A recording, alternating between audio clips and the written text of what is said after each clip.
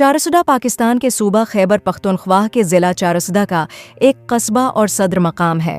یہ 2017 کی مردم شماری کے مطابق پاکستان کا 85واں بڑا شہر ہے۔ پشاور کی وادی میں واقع چارسدہ صوبائی دارالحکومت پشاور سے تقریباً 29 کلومیٹر 18 میل کے فاصلے پر ہفتہ میں 276 میٹر 906 فٹ کی بلندی پر ہے واقع ہے۔ ضلع چارسدہ کا کل رقبہ تقریباً 966 مربع کلومیٹر ہے۔ ضلع جغرافیائی طور پر 2 بنیادی حصوں میں منظم ہے: ہشت نگر پشتو اشناگر اور دو آبا پشتو دوآبا۔